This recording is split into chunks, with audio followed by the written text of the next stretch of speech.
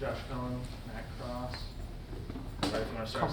Coming off of Saturday, how big does this feel? I mean, it's a huge win for us. I mean, we kind of obviously dropped one of LaSalle. You know, we came back as a team. We practiced really hard for 2 days, and we were able to string together some good practices and come in here and be prepared. This was a huge win for us. Yeah, no, I agree. Have you guys ever been a part of a game where you hold a team without a field goal for the first 10 minutes? I mean, how does that speak to your defense? Wait, was it the first half, right? Yeah. That was kind of crazy. No, it was great. I mean, these guys obviously, you know, obviously sometimes I'm a little bit of the weak link out there on defense, but I've been stepping it up a little bit, and you know, we made great plays on the ball. We rebounded, and we were able to get some stops in transition. But one stop, you know, I think it was a couple kills too, right? I mean, how many stops in a row? Was it just the first 10 minutes? They didn't score a field goal. I mean, they had free throws, but I think they only had 2 points in the first 8.5 minutes. So, yeah. Almost 12.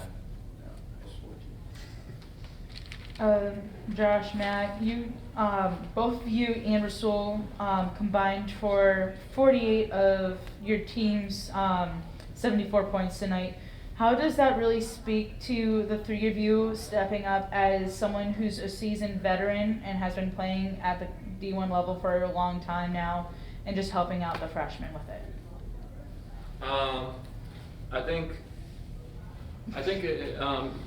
you know, we help them out sometimes, but the young guys are not like your typical young guys. Like, they come in every day and working hard, and I say it all the time, but like even me and him, when we come in to practice, sometimes maybe not bringing the energy as an older guy should, the younger guys will have no problem like waking us up and punching us in the face or whatever it is at practice. So I think just sometimes even like, you know, like we feel like we need to be the leaders as older guys, but sometimes we follow their lead too. I don't think it's necessarily you know, just us with being two old guys with the experience. This is a team that's really close on the court and comes into practice every day with the same mentality, whether we lose or win. It looked like for a lot of the game, pretty much all of the game, you guys could do anything you wanted down low, especially you two combining for, you know, 38 points or whatever it was. And how were you able to establish such a presence inside and, you know, to get those balls deep? Like, excuse me, that was bad. To get the ball, how are you able to establish the presence inside? I mean, I think the thing was we were doing it all year, and then, you know, Matt obviously, unfortunately, he got hurt with his tooth. You know, he was out for a couple of games, and that kind of, you know, we went away from it a little bit inside, and you know, now we're transitioning back to, you know, playing inside, and kind of me and Matt working together, and all the other bigs and guards, and you know, I mean, we emphasized the paint tonight, and that's kind of what we did. Keon and Frank both talked yesterday about how important help defense was going to be to you guys securing a win with how much VCU uses ball screens. What do you think led to you guys being so keyed in on that, you know, in that aspect tonight? I think just going into practice, you know, Frank's, that's his thing, the defense. Everyone wants to talk about our offense this year, but that's his thing, the defense. So we come into practice, especially after the LaSalle game, there was no help. The guards got some of our guards off the bounce.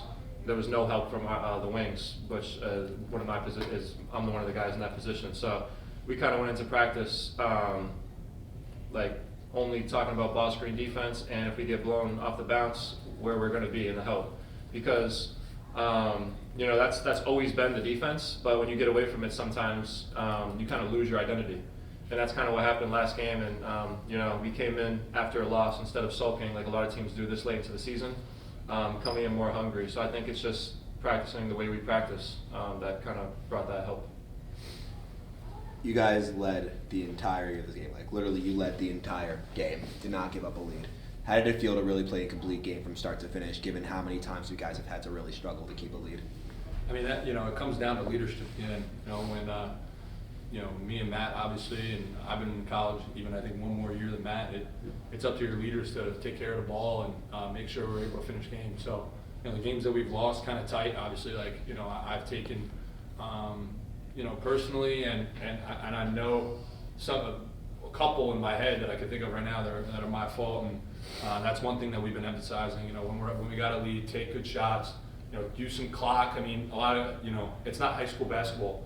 It's college basketball. You know, even though you have a 10-point lead with 5 minutes to go, no lead is safe. So I think that's one thing we're learning. We're learning how to take care of the ball, get good shots, and it's all about getting experience.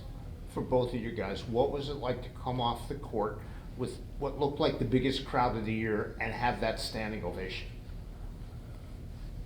I mean, it was good, especially for me personally, being a Massachusetts guy.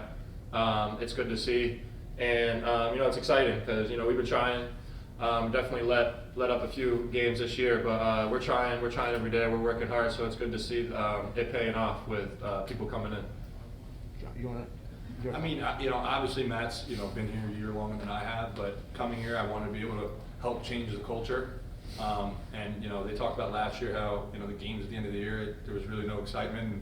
I'm just happy that, people who put a lot of time and money into this are getting something out of it and, bringing some joy to the community. That's really all I think about. You guys had several runs throughout the game and had VCU also on a scoring drought. Through that, both of you went perfect from behind the arc as well. How did trying to hold VCU scoreless for those periods of time really help you guys build that lead and feel really confident on defense? You were 3 for 3 from 3. It's tough. I just saw that. Yeah, I mean, obviously we've been shooting the ball really well at home, and VCU coming to the game, these guys are old and experienced. You look down their roster, most of these guys played 4 years, sometimes 5. We knew we needed to make some shots tonight. Coach even said in the pregame, they switch a lot of, ball screens and stuff. So if you get a switch, knock down a 3. So I think our guys shot the shit out of it tonight and can be happy for them. What was the game plan of the help defense, especially? It ended up with 23 points of turnovers, and how did that lead to that? Yeah, I mean they're a long team.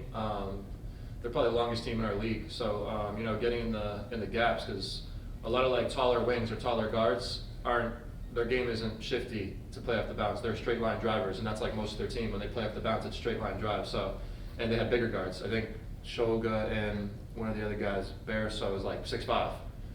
That's a lot taller than our guards. So we need to be in the gaps, and we know being in the gaps is gonna kind of disrupt their whole game, because they play off of backing a guy down or straight line drives to kick it out to their shooters, because they don't have a lot of their shooters too are catch and shoot. So they're not they're a big team, but they're not I don't want to say difficult team, because they are difficult to play, but they're not tricky with what they do. So I think it's just being disciplined. Anything else for you guys? Last one here. We had UMass legend Trigger Burke pass away last week.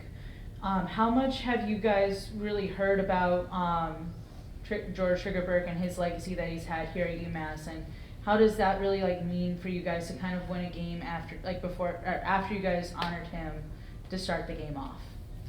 And it's huge. I mean, obviously, UMass is a huge family, and anything we can do for his family or anything like that. And obviously, he was a UMass great. Every time we come into practice, you see the Trigger Burke jersey retired and stuff like that. And obviously, he was amazing here and amazing in his community.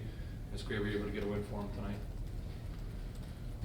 Thanks, guys. Thanks, Thanks, guys. fellas. Thank you. Oh, glory, my Lord, Savior Jesus.